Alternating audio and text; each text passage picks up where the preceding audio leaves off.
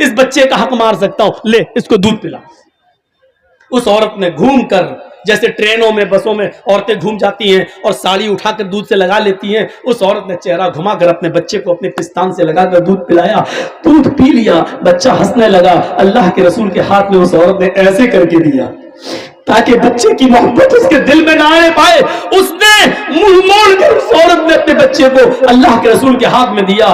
اللہ کے نبی دیکھ رہے ہیں اس عورت کی پستان کے نکلے ہوئے دودھ کی ایک بوند، اس کا ایک قطرہ اس بچے کے ہونٹوں پر لگا ہوا ہے۔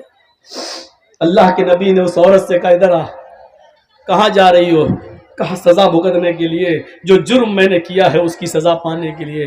اللہ کے نبی نے کہا، اللہ نے مجھے رحمت للعالمین بنا کر بھیجا ہے، اس بچے کی غذا تیری پستان میں موجود ہے، یہ بچے کو ابھی تیرے دودھ کی ضرورت ہے۔ محمد ظالم نہیں ہے، اس بچے کا حق نہیں مار سکتا ہے۔ اے عورت، ابھی تجھے قتل نہیں کیا جائے گا، ابھی تجھے نہیں مارا جائے گا، جب تک یہ بچہ تیرا دودھ پیے گا تب تک تجھے نہیں مارا جائے گا۔ اس بچے کو لے جا اور اس بچے کو دودھ پلا، جب تک یہ تیرا دودھ پیے گا تجھے قتل نہیں کیا جا سکتا۔ جب یہ بچہ روٹی کھانے لگے تب تو لے کر میرے پاس آنا۔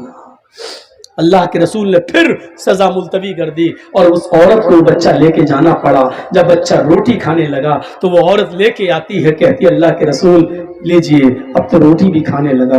اللہ کے نبی کی نظروں میں، آنکھوں میں آنسو آ جاتے ہیں اور کہتے ہیں کہ عورت، اب تیرے لیے میرے پاس بھی کوئی راستہ نہیں ہے، سارے راستے بند ہو چکے ہیں، بچہ روٹی بھی کھانے لگا ہے، اس لیے اب یہ سزا کا وقت پورا ہے، اب تجھے قتل کیا جائے گا۔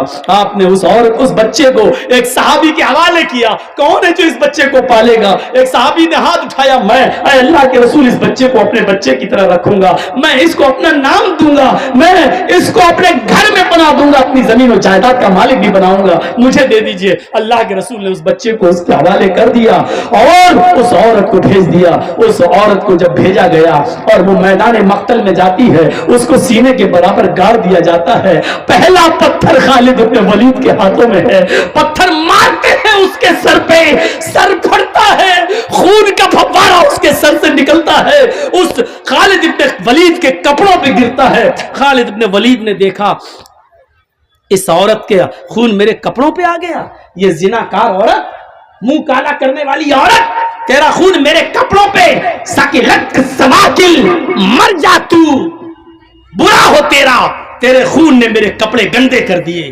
خالد ابن ولید کے منہ سے کچھ الٹے سیدھے جملے نکل گئے، کچھ غلط جملے نکل گئے۔ اللہ کے رسول کو جب پتا چلا کہ اس عورت کو خالد ابن ولید نے پتھر مارا اور پتھر مارتے ہوئے اس کے خون کے چھینٹے خالد کے کپڑوں پہ پڑ گئے، تو اس میں عورت کا کیا قصور تھا بیچاری کا؟ وہ تو بندھی تھی، وہ تو گڑی تھی، سر سے خون کا فوارہ نکلا، وہ کسی کے بھی کپڑوں پہ جا سکتا تھا، اس میں اس عورت کا کیا قصور ہے؟ خالد نے اس عورت کو یہ گالی کیوں دی؟ مر جا، زانیہ، بد چلن، بد کردار، یہ کیوں کہا اس کو؟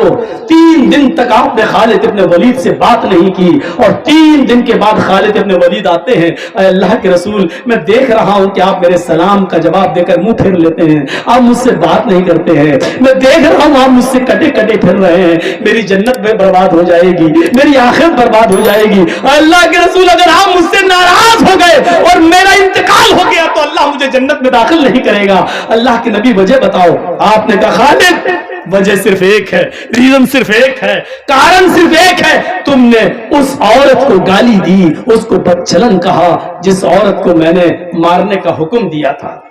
کہا اللہ کے نبی آپ کو نہیں معلوم، آپ نے نہیں سنا جب میں نے پتھر مارا تھا تو اس کا سر پھٹا، اس کے خون کے چھینٹے میرے کپڑوں پہ آئے، میرے کپڑوں کو ناپاک کر دیے۔ وہ عورت بدچلن تھی، زناکار تھی۔ فرمایا خالد اب بھی تم اپنی زبان پہ کنٹرول نہیں کر رہے ہو، اب بھی تم اس عورت کو بدچلن کہہ رہے ہو۔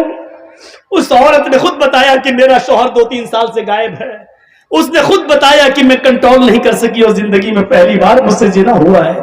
وہ عادتاً زناکار نہیں تھی، وہ پیشہ ور نہیں تھی، وہ زنا ہر وقت نہیں کراتی تھی، اس سے صرف ایک بار غلطی ہوئی ہے اور ایک بار غلطی کی اس نے سزا بھگت لی، میرے پاس آ کر اپنے جرم کا اقرار کر لیا۔